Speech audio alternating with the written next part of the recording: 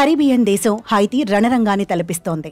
రక్షణ ఒప్పందం కోసం ఆ దేశ ప్రధాని కెన్యా పర్యటనకు వెళ్లిన వేళ నేరగాళ్ల ముఠాలు చెలరేగిపోతున్నాయి. పోర్ట్ ఓ ప్రిన్స్ లో ప్రధాన జైలుపై సాయుధ ముఠాలు దాడులు చేశాయి. వందలాది ఖైదీలు ఇక్కడి నుంచి తప్పించుకున్నట్లు తెలుస్తోంది. హింసాత్మక ఘటనల కారణంగా లక్షలాది మంది ప్రజలు తమ ఇళ్లను వీడాల్సి వచ్చింది. హైతీ రాజధాని పోర్ట్ ఓ ప్రిన్స్ లో ఉద్రిక్త పరిస్థితి నెలకొంది. హైతీ నేషనల్ పెటెన్షియరీ జైలు నుంచి వందలాది మంది ఖైదీలు తప్పించుకున్నారు. ఈ విషయాన్ని అక్కడి police union social media X లో పోస్ట్ చేసింది. ఈ క్రమంలో రాజధానిలో ఉన్న అనేక మంది అధికారులు కార్లు, ఆయుధాలతో వారిని కట్టడి చేసేందుకు రావాలని విజ్ఞప్తి చేశారు. వారిని విజయవంతంగా నియంత్రిస్తే 3000 మంది రాజధాని నుంచి తప్పించుకోలేరని ప్రకటనలో యూనియన్ పేర్కొంది.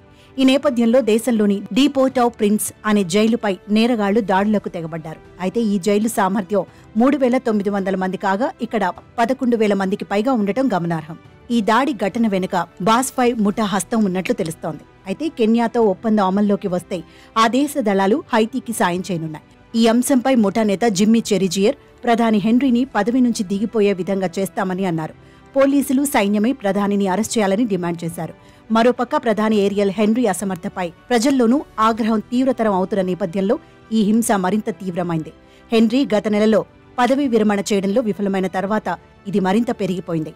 గతంలో కుదిరిన ఒప్పందం ప్రకారం ఫిబ్రవరి 7లోగా ఎన్నికలు నిర్వహించి అధికారాన్ని బదలాయించాలని కట్టుబడి ఉన్నారు.